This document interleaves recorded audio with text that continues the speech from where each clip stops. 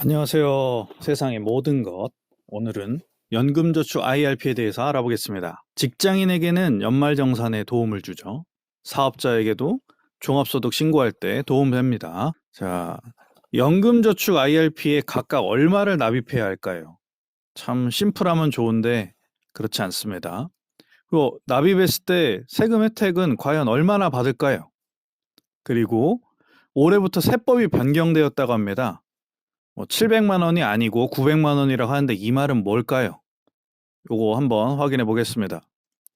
우선 세법이 변경됐습니다. 1년에 700만 원까지 납입한 금액에 대해서 세금 혜택이 있었는데 이게 900만 원으로 상향되었습니다. 납입 여력이 있다면, 납입이 가능하다면 반가운 소식입니다. 또한 종합소득 금액이 1억 원 초과 또는 근로소득만 있는 경우 총 급여액 쉽게 연봉이요. 1억 2천만 원 초과할 경우 연금저축에서 최대로 인정하는 금액이 얼마인지 따졌어야 하는 게 있었는데 이제 사라졌습니다. 저 기준이 이제 없습니다. 그냥 단순하게 종합소득 금액이 4,500 그러니까 초과냐 이하냐 그리고 근로소득만 있는 경우에는 총 급여액 5,500만 원이 초과하냐 이하냐 요것만으로 따집니다. 그래서 13.2%의 세금 혜택 받느냐 16.5%의 세금 혜택을 받느냐를 따질 뿐입니다. 아쉬운 점은 여전히 연금저축에서 얼마까지 인정받는지 여부를 따져야 합니다. 즉 900만 원을 이제 700만 원이 아니죠. 700만 원 입에 붙었네요. 900만 원을 연금저축에 다 납입하면 안 됩니다. 600만 원까지만 인정됩니다. 복잡하죠. 구체적으로 얼마의 세금 혜택을 받을 수 있는지 한번 보겠습니다. 종합소득 금액 4,500, 근로소득만 있는 경우 총 급여액이 5,500을 초과하면 그 해에 납입한 금액의 13.2%를 곱해서 다음 해에 세액공제 형태로 돌려받습니다. 요거는 중간에 해지만 안 한다면 확정 수익인 셈입니다. 장려하는 거죠. 세금 혜택을 주면서. 한 번에 납입하든 매월 납입하든 그때그때 납입하든 관계없습니다. 1년에 총 납입한 금액이 예를 들어 100만 원이다. 그러면 13만 2천 원 돌려받는 거고요. 300만 원이면 39만 6천 원, 700만 원이면 92만 4천 원, 900만 원이면 118만 8천 원입니다. 종합소득금액 4,500, 근로소득만 있는 경우 총급여액 5,500 이하라면 그 해 납입한 금액의 16.5%를 곱해서 다음 해에 세액공제 형태로 돌려받습니다. 13.2와 16.5만 다를 뿐입니다. 둘 다 마찬가지인데 참고로 혹시나 해지를 하면 현재 세법은 기타 소득세 16.5%를 내야 합니다. 언뜻 보면 조삼모사 같기도 하고 이게 뭐냐 싶겠지만 예를 들어 IRP에서 예금 상품을 운용하면서 받는 이자에도 15.4% 소득세를 내야 하는데 그것도 안 내고요. 펀드를 사고 팔아서 발생한 수익에 대해서도 세금을 배당소득세 형태로 15.4%가 있는데 이 세금을 일단 안 냅니다. 이 안 낸 세금들로 운영하는 기간 동안 계속 재투자를 합니다. 얼마나 좋아요. 안 낸 세금으로 재투자를 합니다. 그럼 이 안 낸 세금들은 언제 내냐? 과세 이연이라고 해서 나중에 이벤트 발생하면 냅니다. 해지할 때나 아니면 연금 받을 때요. 참고로 연금은 55세 이후에 원하는 시점에 언제든 받을 수 있는데 받는 방법도 자유롭습니다. 물론 금융회사마다 다릅니다. 이때는 5.5%에서 3.3%입니다. 연금으로 받으면 유리하죠. 자, 이제 연금저축과 IRP 중 어디에 얼마를 납입하는 게 좋을지 한번 보겠습니다. 연금저축과 IRP를 연금계좌라고 합니다. 심플하게 어느 연금계좌에 납입을 해도 900만 원이 다 적용되면 좋겠지만 참 세법이 아쉽습니다. 연금저축은 600만 원까지만 인정됩니다. 납입한 금액에. 그러면 600만 원을 초과해서 납입을 계획한다. 그러면 반드시 IRP를 알아야 합니다.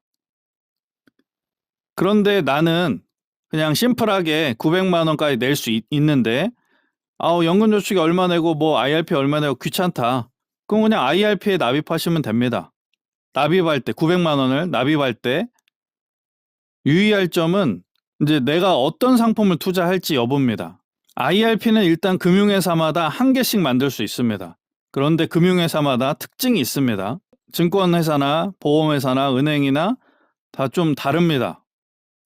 일단 공통적으로 IRP는 제도 특징상 안전자산이라고 분류되는 상품들이 있습니다. 예금도 거기에 해당되고요. 뭐 그냥 예수금, 현금 이런 거 해당되고 뭐 채권 중에도 해당되는 게 있고 아닌 게 있고 채권형 펀드도 TDF도 마찬가지입니다.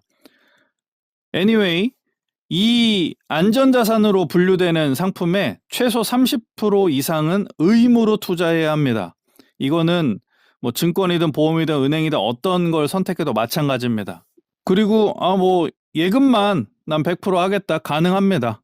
안전자산을 최소 30% 의무 투자지 그 이상 투자하는 거 관계없습니다. 경험상 봤을 때 예금을 중심으로 만약 투자를 하겠다. 그러면 보험회사 금리가 다소 유리합니다.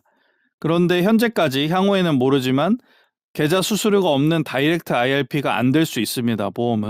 보험회사에서는요. 그리고 일부 보험회사는 ETF 투자도 가능합니다. 뭐 웬만한 보험회사는 일반 공모펀드, 펀드 투자는 당연히 가능하고요. 그리고 다양한 투자 상품을 원한다면 증권회사가 좋습니다. 계좌 수수료 없는 다이렉트 IRP도 가입할 수 있고요.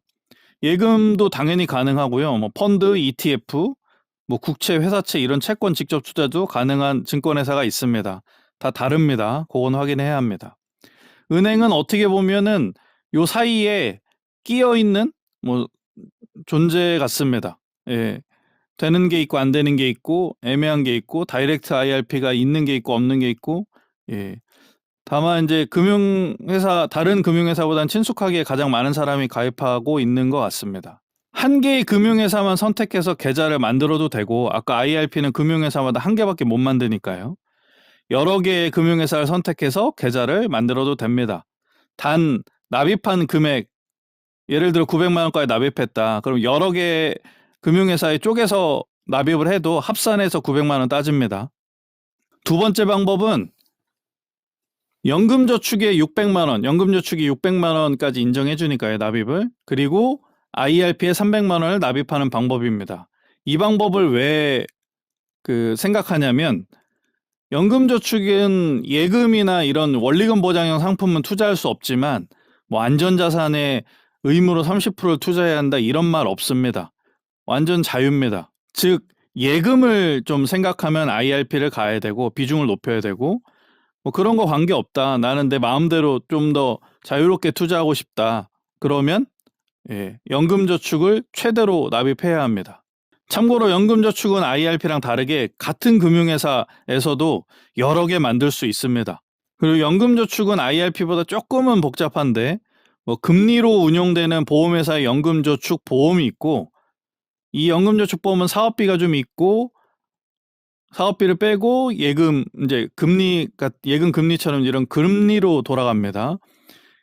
뭐 보험뿐만 아니라 가입은 은행에서도 할 수 있습니다. 그리고 펀드나 ETF 등에 투자할 수 있는 증권회사의 연금저축 펀드가 있습니다. 여기서는 뭐 금리로 돌아가는 건 못합니다. 그리고 예전에는 은행에서만 가입되었던 뭐 연금저축 신탁이라는 게 있었는데 신규 가입은 요즘엔 안 됩니다. 마지막으로 참고로 세금 페널티 없이 이전이라는 게 가능합니다. 이전을 왜 생각해야 하냐면 지금 뭐 현재 금융회사에서 만족하지 못할 수 있기 때문입니다. 이전을 하게 되면 뭐 기존 금융회사에서는 해지로 처리하지만 세법상 그냥 단순히 연금 계좌가 이전된 거니까 기타소득세 16.5%를 내는 그런 해지가 아닙니다. 그냥 그 세금 페널티는 없이 현재의 가치로 금융회사만 변경되는 겁니다. 기존에 뭐 금융회사가 아쉬운 게 있다 여러 사항으로 그러면 뭐 이전도 고려할 사항입니다. 이상입니다.